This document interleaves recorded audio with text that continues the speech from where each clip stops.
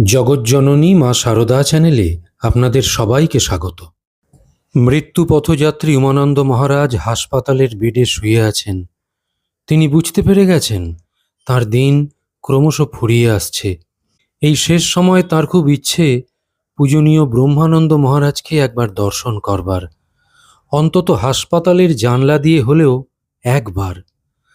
মহারাজকে তার সেই ইচ্ছের কথা জানানো হয়েছে, কিন্তু তবুও তিনি আসছেন না। উমানন্দ মহারাজের সেই আকাঙ্ক্ষা পূর্ণ হয়েছিল। তিনি দর্শন পেয়েছিলেন মহারাজের। একথা ব্রহ্মানন্দ মহারাজ নিজেই জানিয়েছিলেন। কিভাবে পেয়েছিলেন সে এক কাহিনী। বন্ধুরা, এই কাহিনীতে আরও একজন আছেন, আমাদের প্রিয় শশী মহারাজ, অর্থাৎ রামকৃষ্ণানন্দ মহারাজ। আর ঘটনাটি জানিয়েছেন স্বামী মুক্তেশ্বরানন্দ মহারাজ। তিনি বলছেন, মঠে যোগদান করার সময় ঠাকুরের সন্তানদের সকলকে আমি পাইনি। কয়েকজন আগেই দেহত্যাগ করেছেন।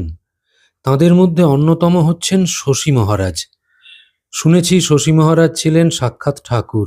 ব্রহ্মানন্দ মহারাজকে তিনি অদ্ভুত ভালোবাসতেন। ঠাকুরের সন্তানদের ভেতর মহারাজকে যারা বুঝতে পারতেন, শশী মহারাজ তাদেরই অন্যতম। মঠে থাকাকালীন একটি ঘটনা শুনেছিলাম। সেটি হলো, উমানন্দ নামে মহারাজের অর্থাৎ ব্রহ্মানন্দ মহারাজের এক শিষ্য ছিলেন। বেলুর মঠে তিনি মহারাজের সেবক ছিলেন। প্রথমবার ব্রহ্মানন্দ মহারাজ যখন দাক্ষিণাত্যে যান, উমানন্দ তখন মাদ্রাজ মঠের কর্মী।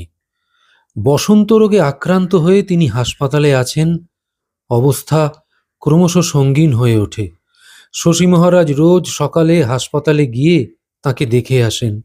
মৃত্যুর 2-3 দিন আগে মহারাজকে দেখবার ইচ্ছে প্রকাশ করে উমানন্দ মহারাজ জানিয়েছিলেন, জানি মহারাজ হাসপাতালে রোগীদের মধ্যে আসতে নার্ভাস হতে পারেন। আমি তাকে ভেতরে আসতে বলবো না, গাড়িতেই থাকবেন তিনি। আমি একটিবার জানলা দিয়ে তাকে দেখব। শশী মহারাজের মুখে সে কথা শুনেই মহারাজ বলে উঠলেন, বলো কি শশী, কত রকম রোগী সেখানে, আমার অসুখ হবে না? পরপর 2-3 দিন অনুরোধ করেও একই উত্তর পেলেন শশী মহারাজ। তার খুব কষ্ট হলো। উমানন্দর শরীর চলে গেল। সকালবেলা ঘর থেকেই মহারাজ তার কুশল জিজ্ঞাসা করলেন। শারীরিক কুশল জানিয়ে শশী মহারাজ আবেগ ভরে বলতে লাগলেন, তুমি কি নিষ্ঠুর মহারাজ! উমানন্দ তো এখানকারই ছেলে। অন্তিমকালে একটিবার দেখতে চাইল, আর তুমি দেখা দিলে না। বলতে বলতে শশী মহারাজের চোখ বেয়ে জল পড়তে লাগল। ব্রহ্মানন্দ মহারাজ গম্ভীর হয়ে গেলেন। খানিক পরে আস্তে আস্তে বললেন, শশী, চোখের দেখাটাই কি সব? আমি কি তার কাছে যাইনি? সাষ্টাঙ্গে নমস্কার করে বলে উঠলেন শশী মহারাজ, মহারাজ, তোমাকে আমরা বুঝতে পারিনি গো। ব্রহ্মানন্দ মহারাজকে বুঝতে পারা সত্যি দুরূহ। প্রিয় বাবুরাম মহারাজ তার সম্পর্কে বলতেন, তিনি একেবারে বালগোপাল মূর্তি। আরও বলতেন, ঠাকুর রামকৃষ্ণদেব তাঁর এই বালগোপালের ভিতর দিয়েই সংঘের মধ্যে বিরাজ করছেন। তাই তো রাখাল মহারাজের মধ্যে যেন ঠাকুরের সব ভাব সময় সময়ে চলে আসত। মহারাজের দীর্ঘদিনের সেবক সূর্যি মহারাজ অর্থাৎ স্বামী নির্বাণানন্দ মহারাজ এই ব্যাপারে বলছিলেন, একদিন বেলুর মঠে মহারাজের ঘরের লাগোয়া ছাদে মহারাজের হাতে মুখ ধোবার জল দেব। তখন বেশ গরম পড়ে গেছে, বেলা 3টে হবে। আমার আর মহারাজের খালি পা, পায়ে প্রচণ্ড গরম লাগছে। ছাদে পা রাখাই কষ্টকর, স্থির হয়ে দাঁড়াতেই পারছি না। মহারাজ জল নেবার জন্যে হাত বাড়িয়ে দিয়েছেন। আমি জল দিতে যাব, কিন্তু দেখছি কি, তিনি ভাবস্থ অবস্থায় তাকিয়ে আছেন দক্ষিণেশ্বরের দিকে। তার পা তো খুব কোমল ছিল, কিন্তু দেখলাম তিনি অবলীলায় ওই গরম ছাদের ওপর একভাবে দাঁড়িয়েই আছেন। আর এদিকে আমি গরমে পা বদলিয়েই চলেছি। কত সময় তাকে তামাক সেজে দিয়েছি, তামাক পুড়ে যাচ্ছে, তিনি বসে আছেন ভাবস্থ অবস্থায়। বাইরের জগৎ সম্বন্ধে কোনো হুঁশই তার নেই।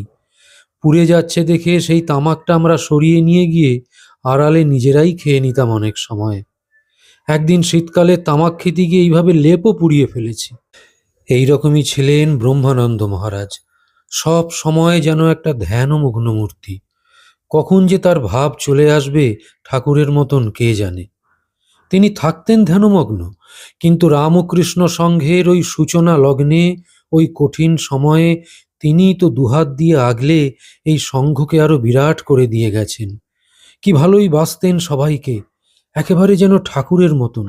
এই ব্যাপারে স্বামী মুক্তেশ্বরানন্দ মহারাজ বলছেন, মঠে এসে যদি মহারাজের কৃপা এবং স্নেহ না পেতুম, তাহলে মঠ ছেড়ে আবার বেরিয়ে পড়তুম।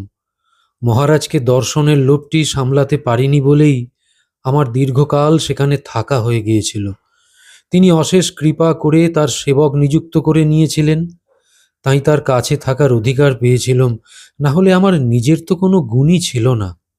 কাজেই মহারাজের কথা ছাড়া আর কি বা বলবো, কত ঘটনাই মনে পড়ে একে একে। প্রিয় হরি মহারাজকে তার ভালোবাসার কথা মনে পড়ে যাচ্ছে। মহারাজ তখন পুরীতে থাকাকালীন হরি মহারাজ প্রায় পুরীতে মহারাজের সঙ্গে থাকতেন। একবার পুরীর শশীনিকেতনে হরি মহারাজ অসুস্থ, তার পায়ে ঘা হয়েছে, অস্ত্রোপচার হবে।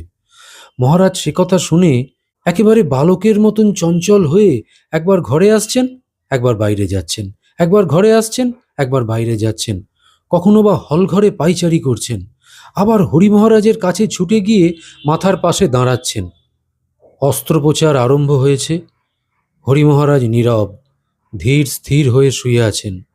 ব্রহ্মানন্দ মহারাজ তার শিয়রে এসে দাঁড়িয়ে বলছেন, খুব কষ্ট হচ্ছে না হরি মহারাজ?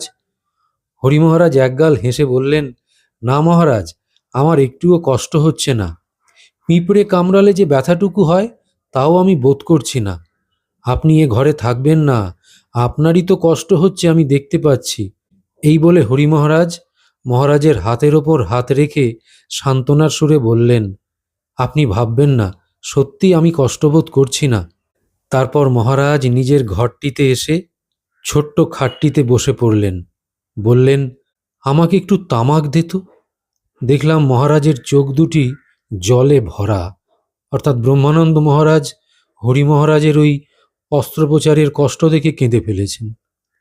এমনই ছিলেন রামকৃষ্ণরূপী পূজ্যপাদ ব্রহ্মানন্দ মহারাজ। প্রিয় বন্ধুরা, জানি না আপনাদের কি হয়, কিন্তু এই ঘটনাগুলো যখন পড়তে পড়তে কখনো নিজের চোখেই জল চলে আসে। মনে হয় চারপাশের এই অস্থির সময়ে রাখাল মহারাজের এই কথা শুনতে শুনতে চোখ যদি একটু জলে ভরেও যায়, তাও কি কম পাওয়া? ঠাকুর বলতেন না, মাঘ ছেলের জন্যে ঘটি ঘটি কাঁদতে পারো, ঈশ্বরের জন্যে পারো না। আজ এই ব্রহ্মানন্দ মহারাজকেই স্মরণ করতে করতে সৎপ্রসঙ্গ 108তম পর্ব এখানেই সমাপ্ত করলাম। আপনাদের কাছে বিনম্র অনুরোধ রাখলাম চ্যানেলটিকে সাবস্ক্রাইব করবার।